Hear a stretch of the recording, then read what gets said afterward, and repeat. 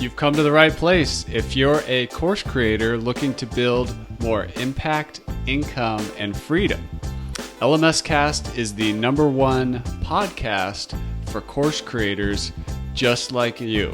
I'm your guide, Chris Badgett. I'm the co-founder of the most powerful tool for building, selling, and protecting engaging online courses called LifterLMS. Enjoy the show.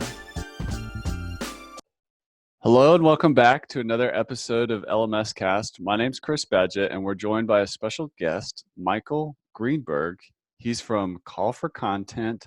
Michael reached out to me and I had a wonderful conversation with him. I can't wait to introduce you to the course building community because there's a lot of people in this audience here building courses, building membership sites, who are looking to monetize, looking to grow, looking to scale.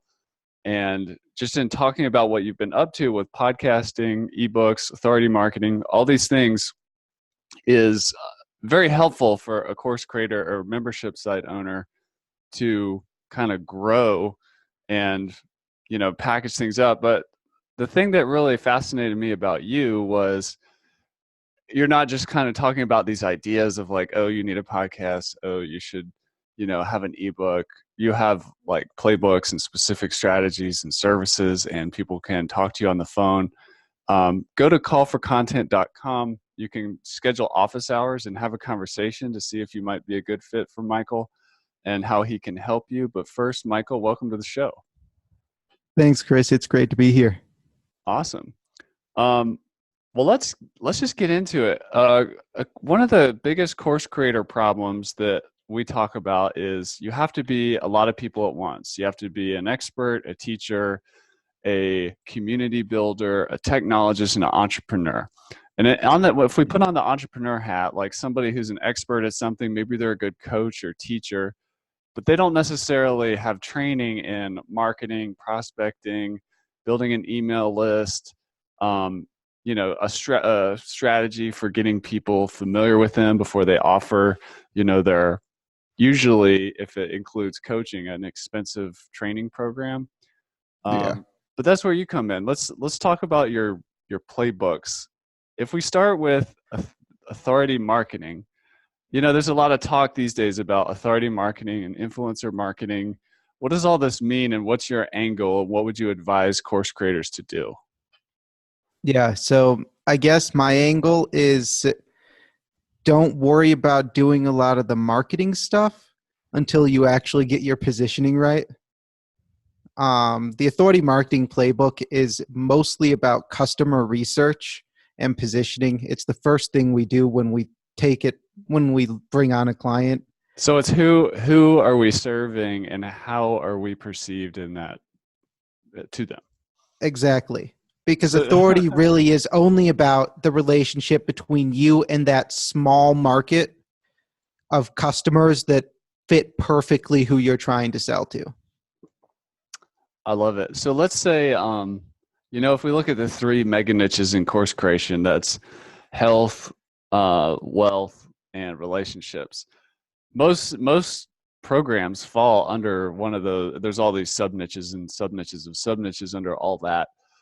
But can you give us an example of if someone were to come at you and they're like, can you pick one niche and I'll give you an example? What do you want to talk about? Wealth, health, or relationships? I think wealth is probably the one that I have the best understanding of. Okay. Like I've seen people using our software, LifterLMS, delivering real estate investing programs that they develop. And they develop a unique style of selling or in a particular segment of real estate, and they help other people become real estate investors. How would you help that person if somebody comes at you and they want to focus on real estate investing? How would you help them clarify their target market or do market research? Yeah. So the first thing I do is have them introduce me to the people they've already helped do this. So no BS. We're making sure that you can back up what you're saying you want to do. I love that. And real estate, it comes close to home for me. You were smiling. My dad is a real estate guy. Yeah. And actually, I'm getting ready to help him put out a course, but he has a brokerage and he's been helping people sell real estate and is an investor himself and has been for 40 years. And so his course is about distilling that knowledge. And you can, when it comes to authority, there's two parts. There's perception outwardly, and you can affect that very easily. What do you mean by that? I mean, you can put lipstick on a pig. Okay. Um, Like I can put a suit on and, get a nice video production and yeah, yeah. hire somebody to script it Yeah. and do the whole thing. And that works. That'll get you lead flow, but that won't get you any sort of retention because you won't really know what you're talking about. It's all about lifetime value. I mean, if you're going to go to the trouble to create a high value program or even a recurring revenue membership month over month, I mean, retention is more important. I mean, is the name of the game. Yeah. And that's why the guys in wealth that I've seen be the most successful a lot of times are ones who were started blogging about it while they were doing it. Yeah. And then afterwards, maybe they converted to something else. So their journey, I mean, there's like a track record. Is that what you mean? Exactly. Yeah. Why? I wonder why that happens in this world. It's pretty common, I think, in like internet business or internet marketing where someone they learn those skills and then they want to go teach them, but they haven't actually done that much of it themselves. But like your dad, you mentioned, he's got 40 years in the industry. So in my 5 hats paradigm that I talk about, we talk about the expert hat. Your dad's been wearing that hat for 40 years. He's got that one covered. Yeah. So And his family did it before him. so it's generational. Yeah. Yeah. Well, that's even better. A lot of people can't necessarily have the generational backups, knowing how much people change careers these days. But that's awesome. Yeah. And I mean, in digital, like generational doesn't happen. Right? Yeah. I mean, just being around for 5 years, that's almost like the new generational. But Yeah. let's using your dad as an example. He's got the street cred, the 40 years. What else is important for positioning besides the actual experience with those real customers for decades? Yeah. So his experience is also geographic. And in Okay. real estate, this is a big one that I think a lot of people skip over. Mm-hmm. Like he deals with the St. Louis, Missouri, and the surrounding area. Yeah. Both Territory. sides of the river, but Yeah. that's it. He's not you in real estate. The licensing is separate on a state by state basis. The laws are separate on a state by state basis. He can't do business in California. Awesome. So he can help with this one market and getting even more specific, multifamily commercial investment properties. Now that's specific. Right. Yeah. And so that's now we know, okay, they're looking in a single area. They're looking to invest in a single type of property. And that means you now need a certain amount of money to invest. You now need to therefore be at a certain stage in your life or career. Yeah. And you need to know that multifamily is the right option for you because that's part of a diversified real estate portfolio. But the way you rent apartment units is very different than a commercial lease for office space or a strip mall, something like that, or just a single house. That's awesome. I love that because that's such a good example of looking at a mega niche like wealth. And then you go down into the real estate category, and then you go down into a location, and then you go down into a type of property, and then you go down into like a customer at a certain stage of life that can play in this arena. That's so specific. I love it. Yeah, that's like 10,000 people specific. Yeah. So That's how do we know, like, if we're, I don't know if you've heard of Ryan Levesque. I'm talking to him later today. He has a new book out called Choose, and it's about like how to choose like a market or whatever. But how do you, and I'd be curious, he talks about like market markets need to have certain characteristics to be worth it. Is it not scary that there's only 10,000 people, or is it because the transaction amount is so high that that's fine? But Yeah. 10,000 people where the transaction amount is low, that's not a lot of people, right? But 10,000 people, if a minimum transactions Yeah. in the mid five figures Yeah. and the lifetime value of a customer is in the sixes, that's not an issue any longer. That's okay. We get a dozen new customers, and this could be a life-changing event. And that's a lot of the people that I work with. I try to get them to move upstream because if we can sell that $10,000 and $50,000 engagement, then we might only need to sell 5 or 10 of those. Cool. So if we've done our market research and what's next, and we've got our positioning figured out, like what's next in the authority marketing playbook, or what's next? Where do we go from here? Partnerships. And what do you mean So by that? getting your name out there, Okay. partnering to create webinars or creating a podcast and having people on. The real goal is just creating content with other people in the space and spaces adjacent to the market you'd like to serve. Awesome. Anything else before we go to another playbook that you'd like to mention about authority marketing? We do a bunch of other stuff with ads, but that's a lot more complicated. Do you do And I ads haven't from do you do ads from day one, or do you where does that come in? So it depends on the market. If Yeah. we're on LinkedIn, then our ad campaigns are pretty short, but they're concentrated. Yeah. And so the spend looks different there. If we're working with a Facebook or Instagram, something like that, then we're going to do ads based on the content we're putting out. Yeah. And it's likely not day one. It's probably like day 91. Gotcha. Very cool.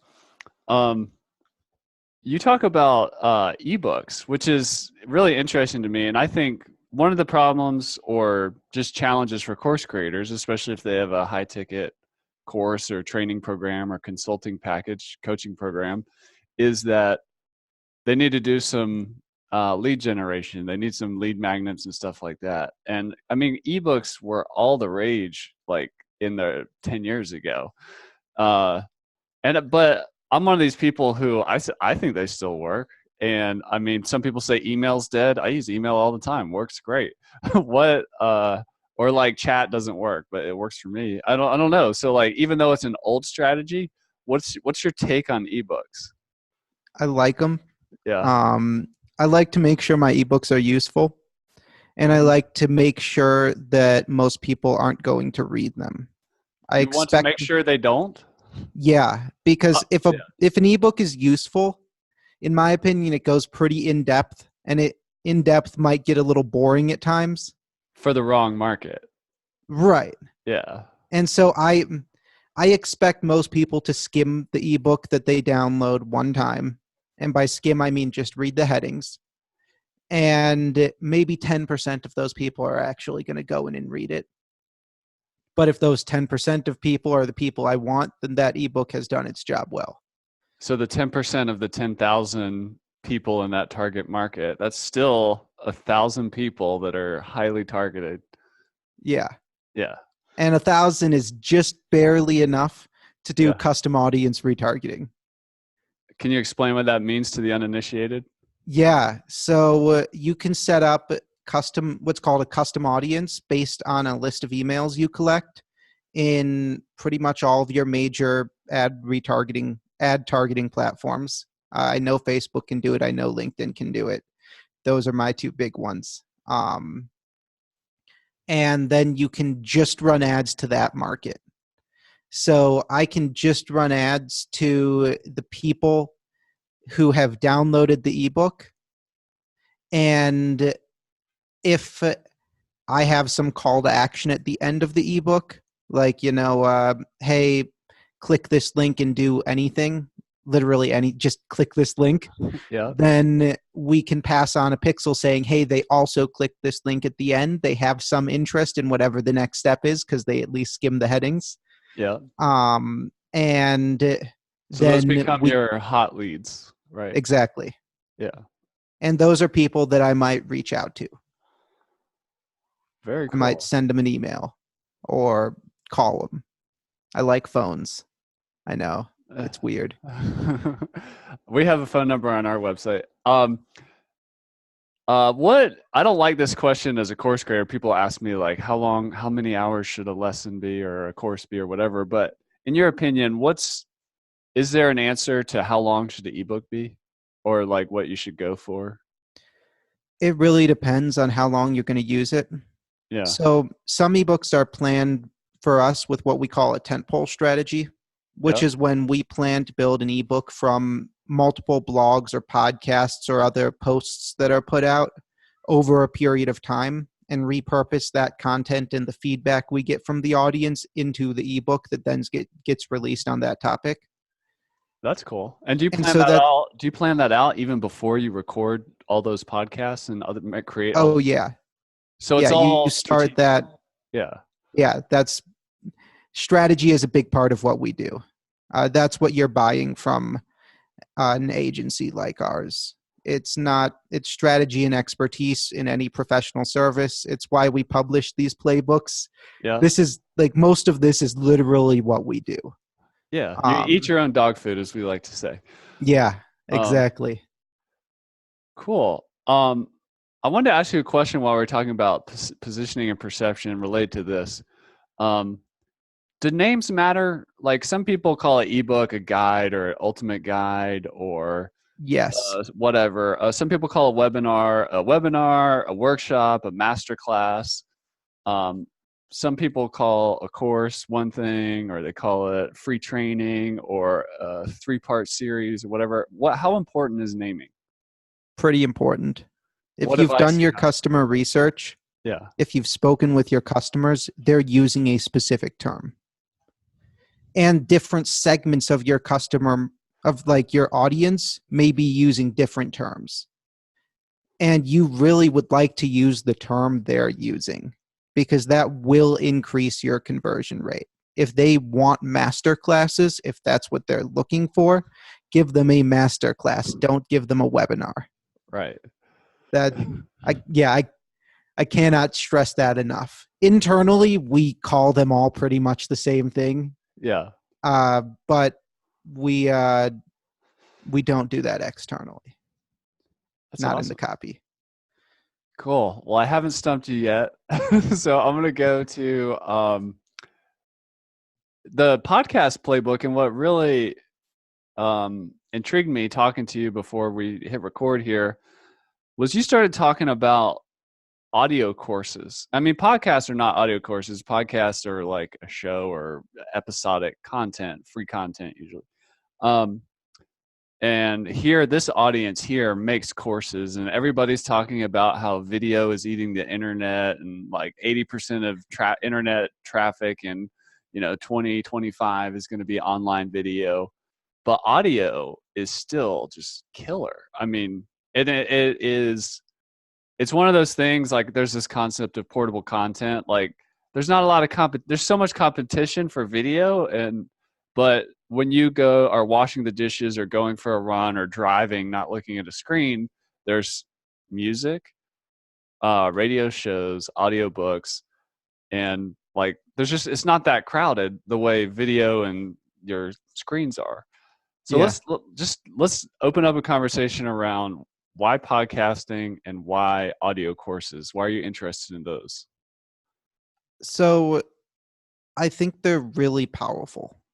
Um, I think that a video course is good, but an audio course is going to more deeply ingrain you into the listener than a video course will. And I have to ask you a question here. Are we talking about audio courses as the product or part of the paid product, or are we talking about for lead generation or both?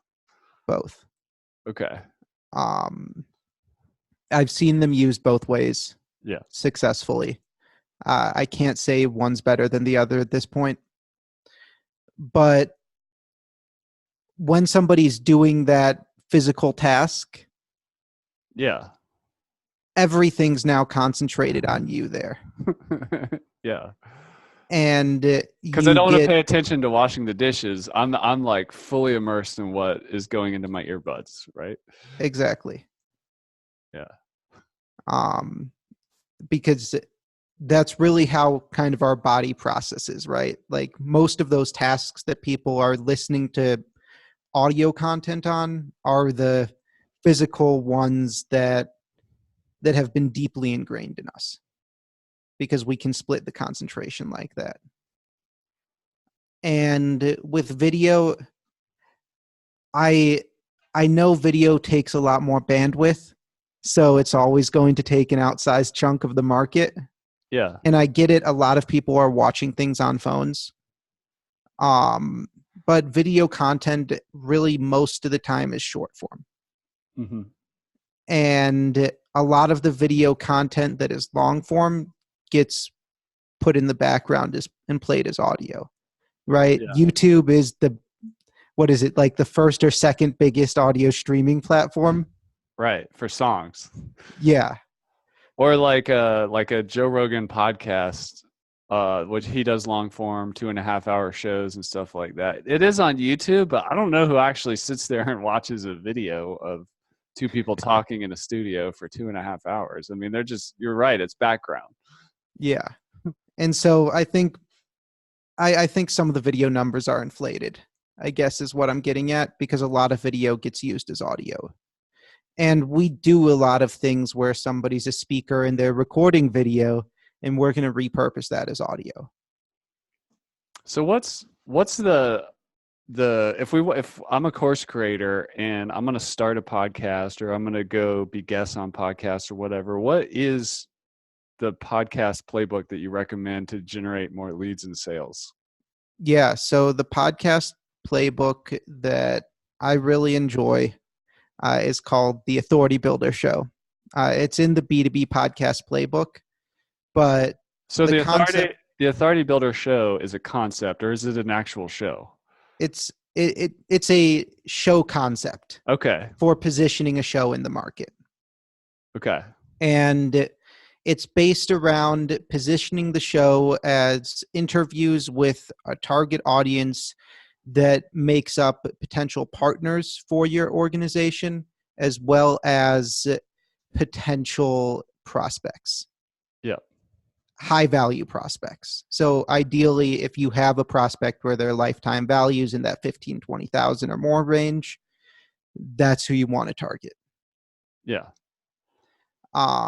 And if you don't really have those people, if you're mainly focused on selling the course, not selling services after the course for a higher ticket, then, and that course is in the three-figure range, then you're probably going to want to focus on partnerships with a show like this and focus on getting the best interviews you can. Because the goal of the show is to prove your authority to the audience by interviewing people who line up with what they respect in the market you're trying to position yourself into. So you really need to do the authority marketing playbook before you do the B2B podcast playbook or build out that authority builder show. But in the B2B podcast playbook, we put an abbreviated version of the same stuff from the authority marketing playbook. I got you. And these are on your website, callforcontent.com. I want to talk a little bit about partnerships. Some people get hung up on like, well, what am I supposed to do? Just go interview my competitors? Why would they do that? Oh Like yeah, for sure. how, how do we think about either potentially even working with our direct competitors or with tangential, like just in our industry people? Like, how do we get organized around partnerships and create like a list of people to go after? So if you do your homework, if you Yeah. do the research, then you know who your customers respect. Yeah. and you know who they look at in the market already. So those are the first people you'd want to go to. So get And it if from your those, customers. Don't try to. It's not. Don't go to Google first. Go to your existing audience. yeah, That's those, beautiful. those, right? Those are the best people to sell to. Yeah. The people who are already listening to you. Getting a audience is a lot harder. Yeah. So if you've got audience already, use that audience and try to find more of that audience and focus on the people who already make good clients and good customers. Awesome. And while we're on this audio note, I know it's a question that I personally don't like, but I'm going to ask you too, is like, how long should an audio course be? Or what, like, how long should the lessons be? Or should it be kind of dripped out over time? Or how do we make a good audio only course? Yeah, so the first thing to look at is how much time your customers have. And When, how do we tell, like, I love this. I love where you're going with that, because some people ask me like, well, how long should my video be? I'm like, I mean, I'm thinking about me personally. I'll follow a 6-hour web tutorial that's all one video to get like to learn how to do some like build a website from scratch as an example. yeah. I'll listen to a 2.5-hour podcast episode about entrepreneurship, but I'll listen to like a 20-minute episode about something else. Like, how do we figure this out? Yeah, so looking at the content first off and figuring out what it all looks like together. So we do audio course. We're trying out audio course plus ebook right now. When you say audio course plus ebook, what does the plus mean? Like they're in a combined lead magnet kind of thing, or what do you mean by that? Yeah, so they're going to be a product, Okay. but they're going to be combined as, so here is the written part, and here's some work that goes along with it, but Like then a here's workbook. also companion audio. Oh, I love that. Because I have this concept I teach a lot called Course Plus. And that's course plus coaching, plus mastermind, plus group coaching, plus productized service. Like it's not just about the course. Like you said, you can do a 3-figure course, but it's when you start adding to the stack that you start creating something that's more integrated and more valuable and kind of surrounds the prospect or the customer with more resources. I love Yeah. that idea, the audio course plus ebook. That sounds cool, and also not overwhelming to create, because sometimes people get into, well, I got to do a course, and then I got to do a video course, and then I got to do like private one-on-one coaching. I need to open up my calendar, and then I need to do like an upsell, a $20,000 mastermind retreat in Tahiti or whatever. If we're just like say slow down, audio only, and ebook, that sounds pretty doable. Yeah. And I'd even start with I would start with the one-on-one high ticket item. Yeah. So like That's private coaching or yeah. or service. Yeah, that is 100% where I'd start. And then I would build the course out of that experience. I love that idea, because I think a lot of people try to start with the course, but when you do the high touch service or coaching, I don't want to say this in the wrong way, but you kind of earn the right to figure out what works, and then you can start automating that through course content. But you really have to go through the hard yards of like one-on-one transformation and result delivery with individual people in your target market to really, if you're going to make a great course, you have to have done that other thing first, right? Yeah, you need that expertise. Because otherwise you can make a course before then Yeah. and people might use it. Some people might even get results, Yeah. but you'll have no idea why. Right. That's And that's a more difficult process in my mind to go through. very cool. Can you tell us some of your story? Like, how did you develop this expertise and skill set and focus in your business of around what we've talked about here today? Yeah, so I started out in software development. Okay. Um, I was an economics major in school, and then I joined a startup and managed some technical teams. And through that, I learned a bunch about startup marketing. And I was like, man, I like marketing. I like operations. I don't really like the software stuff that as much. So I'm going to take that technical knowledge and become a technical marketer. I love it. And at the same time, I started doing some B2B growth strategy consulting. And that's when I saw a lot of overlap between some of these areas. And I started working with a podcasting network as one of my clients. That's when I learned about audio and podcasting. And then from there, I decided to start Call for Content as sort of a playground for myself.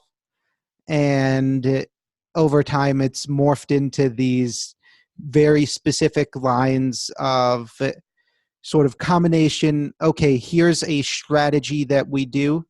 We customize that strategy for you, but it's still very similar as a strategy. And that means that we can offer our services in these sort of productized ways. And Who I is built that out of looking at the consulting work I was doing into this. And over the time that turned out to be good for coaches and consultants. So we got into that market, among others. so that's what I was going to ask. Who is your ideal person you work with now? Like coaches and consultants? Is that what you're saying? Yeah, Or so we work with coaches and consultants. We work with podcasters now through our podcaster relations program. We'll help you find and place guests for free. And then we also offer like some commission only sponsorship deals and audience audits for people who want to sort of get a valuation set before they go out and try that sort of stuff. what's that mean? Hmm? What was that? An evaluation set? What is that? So we call it an audience audit. We Okay. take a look at your audience and the demographics. And if you've done any sort of prior affiliate or sponsorship deals, we look at the revenue that's come in through those or the prior experiences. And we use that information to develop an actual valuation on the person's audience or on the company's current audience so that they can either go out and get sponsorship or negotiate more like revenue share partnership deals, that sort of thing themselves, or for us to then work with them as a person who goes out and finds sponsorship on their behalf. Very cool. And at the bottom of your website, you have schedule office hours. What goes down in one of those? So it's about 30 minutes of one-on-one, me and whoever I'm talking to. It's recorded. And so that way I can use it to create content later. I like to review the sessions, see what people have been asking me, and then use that to inform what we do going forward. And if it's somebody who's trying to figure out where to go through the playbooks or where to get started with their business or with their content, then that's what we talk about. If it's somebody who's looked at our services or heard about them and wants to see if we're a good fit, then we'll talk about that. And if it's somebody who wants to talk about like bread making or cooking or just kind of, chew the fat with me for 30 minutes, then we'll do that too. Awesome. Cool. Well, Michael Greenberg, thank you so much for coming on the show. Um, I want to ask you one final question before we sign off here. If you take your body of knowledge and you go down into beginner's mind of like a coach or consultant who has earned their stripes in whatever skill set or industry they have their experience in, and they're wanting to kind of scale up and go online, where's like the first step on the growth side? Like what should they do? Create a course and then build a website. Actually create the course, sell the course to some people who know you, Like and validate then, it. yeah, validate it, Yeah. and then create a website to sell that course online. Nice. I like that. And then they can get into the partnerships and the authority marketing and scaling, right? Yeah, though I'd probably start by reading the Authority Marketing Playbook and do that research and figure out what kind of course people want you to make. I want to do a bonus question because you just picked my brain on it, which is what are the classic mistakes that people make when they don't do that market research or figure out the who and the positioning? Um, what what are some common just missteps you see people make with that? Yeah. So the biggest one is making assumptions. Uh, because what ends up happening is you don't know how little they actually know. And you skip over a lot of stuff and you don't realize, like, oh, wow, my initial course is so simple. It's like the stuff that I learned 30 years ago, or that if you're in digital, you learned 4 years ago. Um, and it's that stuff that you need to teach somebody before you can do anything else. And so that might be your first mini like ebook or course that you put out. And that the high ticket stuff for the people, the people who actually know enough to understand the value of your high ticket, that you've met one or two of them and there's a small market there. A lot of people assume they have a big market, but they don't. Because there's personality issues that come into play, especially with courses. I can hire somebody to rip off your course and just take all the content and speak it again. And if that person delivers it differently and looks differently than you do, or sounds differently than you do, they could get a totally different audience as a result. Interesting. So you really have to know exactly who you're going after and what they're looking for. And if you spend the time doing that, then you'll do really well. And last question, what's your definition of high ticket? So high ticket depends on the market and depends on the market. In B2B, high ticket starts at maybe like that 10, 15,000. If you're selling to consumers, high ticket, depending on your audience, I know life coaches where their high ticket starts in the 4 or 5,000 range, and they're selling to, your successful millennial or successful Gen Xer. And it goes up from there. But on then the like mid ticket end, their initial offering is right in the, $300 range. And so I guess that's the higher end of the market overall. I don't like selling like $10 things. It's really hard. That makes sense. Michael Greenberg, callforcontent.com. What should people do when they come to your website? Schedule office hours. Check out the ebooks and then check out the playbooks and then schedule office hours. Or, just schedule office hours and we'll talk and I'll direct you to some and then we can go from there. It's up to you. Awesome. Well, thank you so much for coming on the show. I really appreciate it. We'll have to do this again sometime. That was a lot of fun and a ton of value. I really appreciate it. Yeah, definitely. And that's a wrap for this episode of LMScast. I'm your guide, Chris Badgett. I hope you enjoyed the show.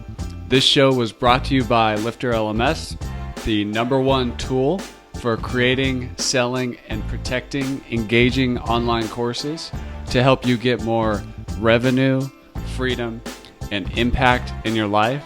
Head on over to lifterlms.com and get the best gear for your course creator journey.